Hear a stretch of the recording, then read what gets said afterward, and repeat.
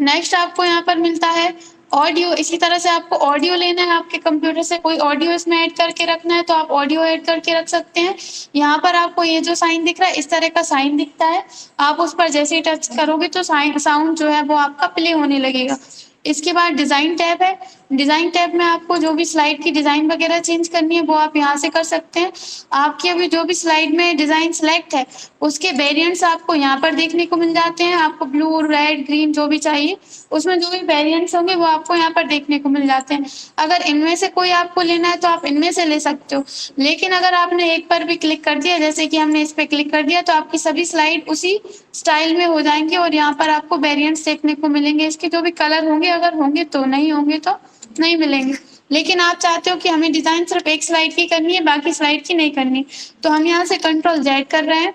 जिस एक स्लाइड की आपको चेंज करनी है, उस स्लाइड को आप सिलेक्ट करेंगे।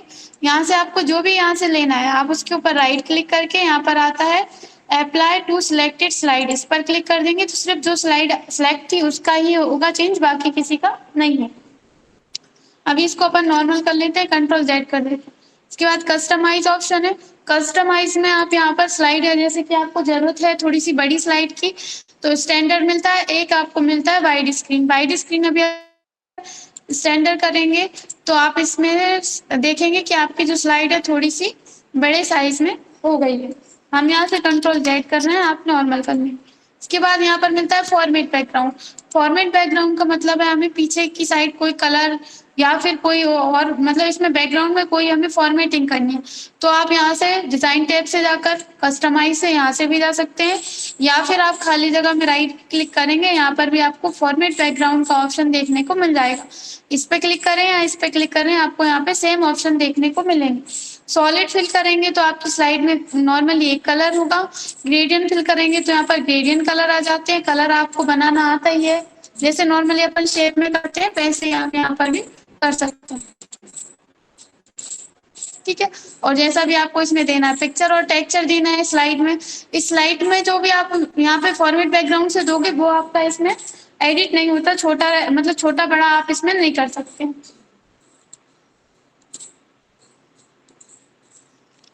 कंट्रोल Z से हम इसको नॉर्मल कर लेते हैं।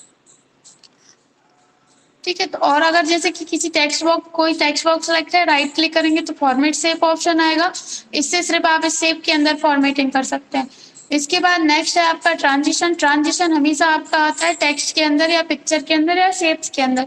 जैसे कि हमने यहाँ से ट्रांजिशन सेलेक्ट किया और हमने यहाँ से ये वाला शेप सेलेक्ट किया, सॉरी ट्रांजिशन आपका स्लाइड के ऊपर आता है, और एनिमेशन, टेक्स्ट, शेप्स, इन चीज़ों में आप ले सकते हैं। आप ट्रांजिशन जो है वो आप शेप्स में भी ले सकते हैं और टेक्स्ट बॉक्सेस में भी ले सकते हैं। जैसे कि आप देख रहे हैं कि हाईलाइट हो रहा है, हमने यहाँ से सिलेक्ट किया, आप उसकी ड्रॉप डाउन एरो पर जाएंगे, आपको अलग अलग यहाँ पर ट्रांजिशन देखने को मिल जाएंगे। जो भी आपको लेना है आप उसको सिलेक्ट करेंगे, वो आपको यहाँ पर इस तरह से शो होगा। अगर इस तरह से शो नहीं हो रहा, मतलब प्रीव्यू नहीं दिखा रहा, तब आप यहाँ से प्रीव्यू पर क्लिक करेंगे तो ये आपको इस तरह से दिखाई देगा। और आपको इनमें से जो भी लेना है इफेक्ट, वो आप अपने अकॉर्डिंग यहाँ पर ले सकते हैं। इस तरह से आएगा, अलग अलग आप यहाँ पे ले सकते हैं इफेक्ट। आप यहाँ से जो भी लेंगे, यहाँ पर इफेक्ट ऑप्शन आ जाएंगे, इसमें आपको इन करना है, आउट करना है, मतलब जो आपका ट्रांजिशन का डायरेक्शन है वो आपको क्या रखना है, अंदर की साइड, बाहर की साइड, या फिर इस तरह से जो भी आप ट्रांजिशन यहाँ सेलेक्ट करेंगे वो आप यहाँ पे अप्लाई कर सकते हैं। इसके बाद साउंड ऑप्शन आता है। आप चाहते हैं कि जब हम यहाँ पर F5 करें और हमारा ये ट्रांजिशन अप्लाई हो तो इसके साथ कोई साउंड आना चाहिए, तो उसके लिए आप यहाँ से साउंड के सामने वाले ड्रॉप डाउन एरो पर आप क्लिक करेंगे। यहाँ पर आपको अलग अलग साउंड देखने को मिल जाएंगे। जिस भी साउंड पर आप क्लिक करेंगे वो आपका यहाँ पर शो होने लगेगा, और यहाँ से अगर आपके पास साउंड है तो वो आपको प्रीव्यू में बताता है कि इस तरह से आएगा। नीचे आप देखना, इसको आप थोड़ा सा वॉल्यूम को तेज करके आप करके देखना, यहाँ पर आपको प्रीव्यू बताएगा। जो आपने साउंड सेलेक्ट किया उसकी ड्यूरेशन क्या होनी चाहिए वो आप अपने अकॉर्डिंग यहाँ से सिलेक्ट कर सकते हैं। अप्लाई टू ऑल कर देंगे तो आप देखेंगे हम F5 कर रहे हैं, सभी स्लाइड पर वो चीज, मतलब वो जो हमने इसमें ट्रांजिशन दिया था वो अप्लाई हो जाएगा, और इसके साथ ही इसमें जो भी हमने साउंड दिया था वो भी साउंड क्या होगा, अप्लाई हो जाएगा।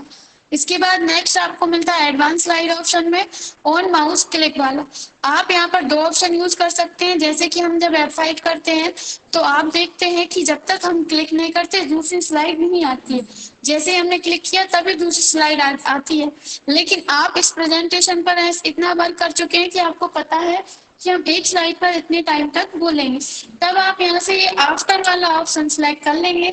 यहाँ से आप टाइम सिलेक्ट कर देंगे कि कितने टाइम बाद ये स्लाइड जो है ऑटोमेटिक चेंज हो जानी चाहिए। आप यहाँ से F5 करेंगे तो आपने जो भी स्लाइड यहाँ पे ली हो वो जो भी आपने टाइम सेलेक्ट किया था उससे वो क्या होगी ऑटोमेटिक चेंज हो जाएगी। लेकिन अभी आप देख रहे हैं कि यहाँ पर आपके दो क्लिक हैं, एक ऑन माउस क्लिक पर भी क्लिक है और इस पर भी क्लिक है। इसमें अपन ने यहाँ पे टाइम दे दिया है, आप इस पे से टिक हटा देंगे और इस पे रहने देंगे। तब क्या होगा, जो आपने टाइम दिया है उस टाइम में ही ये स्लाइड क्या होगी ऑटोमेटिक चेंज हो जाएगी। इस तरह से आप इस वाले ऑप्शन का यूज कर सकते हैं। लेकिन इसका यूज करने से क्या होता है कि आपका जो भी आप मान लीजिए कि कोई आपने यहाँ से टाइम सिलेक्ट करके रख लिया तो हमें इस स्लाइड पर इतने टाइम तक बोलना है। लेकिन आपने उस टाइम में ही उस टाइम से पहले ही आपकी जो बात है वो खत्म हो गई, या फिर आप बोल रहे हैं तो आपका जो टाइम एंड हो गया, स्लाइड चेंज हो गई, तो फिर आपका जो एक्सप्रेशन है वो गलत पड़ सकता है, इंप्रेशन सॉरी। तो यहाँ से आप क्या कर सकते हैं, दोनों आप सिलेक्ट कर लीजिए या फिर नॉर्मली। हाँ, आप फर्स्ट सेकंड स्लाइड पर ले सकते हैं। जैसे फर्स्ट स्लाइड पर आप कर दीजिए आफ्टर। तो फर्स्ट स्लाइड क्या है, नॉर्मली से आपको इंट्रोडक्शन बोलना है और आप थोड़ा सा क्या करेंगे आगे बढ़ जाएंगे। तो इस तरह से आप इस ऑप्शन का यूज कर सकते हैं। अगर आपने यहाँ से ये आफ्टर सिलेक्ट करके और टाइम सिलेक्ट करके यहाँ से अप्लाई टू ऑल कर दिया तो सभी पर वही टाइमिंग सिलेक्ट हो जाएगी। नॉर्मली एडवर्टाइजमेंट बनाते हैं वो भी प्रेजेंटेशन के माध्यम से बनाते हैं, तो उसमें ये यूज कर सकते हैं आप। हॉस्पिटल वगैरह या फिर बहुत सारे लोग बैठे रहते हैं जो है स्टेशन वगैरह पे, वो क्या करते हैं कुछ एडवर्टाइजमेंट के लिए एक वो बना देते हैं, उसमें कुछ म्यूजिक चलता रहता है और उसके बाद एक के बाद एक स्लाइड ऑटोमेटिक चेंज हो जाती है। जैसे ही चेंज होती है दूसरी स्लाइड आना स्टार्ट हो जाती है, मतलब फिर से वही स्टार्ट हो जाता है।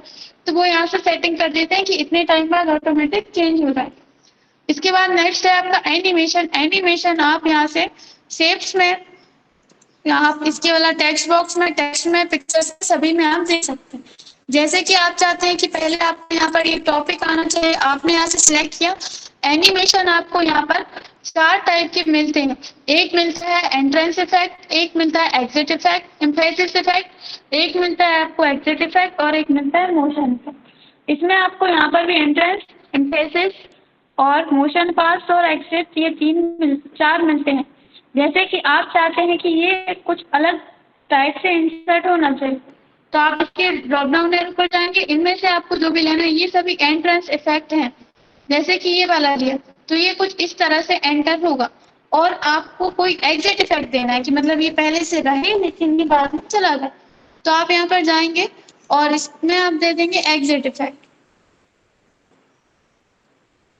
जी जिस भी टाइप का देना है आप यहाँ से सिलेक्ट करेंगे तो ये आपका चला जाएगा। अब आप F5 करेंगे,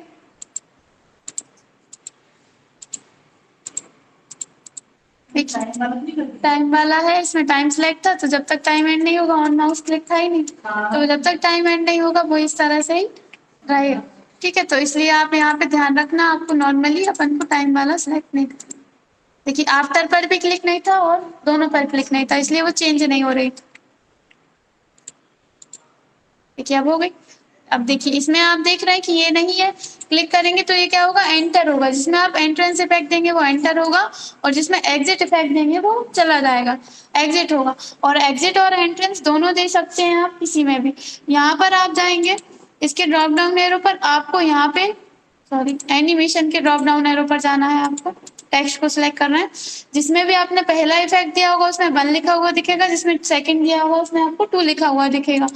अपन आगे चलते हैं। जैसे कि हमने इसको सिलेक्ट किया और यहाँ पर आप मोर इफेक्ट पर जाएंगे, मोर एंट्रेंस, मोर एग्जिट, तो यहीं पर आप डायरेक्टली प्रीव्यू देख सकते हैं। बस यहाँ पर प्रीव्यू इफेक्ट पर क्लिक होना चाहिए, बॉक्स टाइप में आना चाहिए, सर्कल में आना चाहिए। इस तरह से आप अपने अकॉर्डिंग जो भी लेना चाहें ले सकते हैं। आप यहाँ से ओके कर देंगे तो वो एक इफेक्ट जो है वो इसमें अप्लाई हो जाए। इसके बाद ये वाली इमेज है, इस वाली इमेज में हम यहाँ से दे देते हैं एक इफेक्ट कोई सा भी दे देते हैं, ये वाला। इसमें ही हमें अब क्या देना है, एग्जिट इफेक्ट देना कि पहले ये आए और फिर चली जाए। हाँ, एक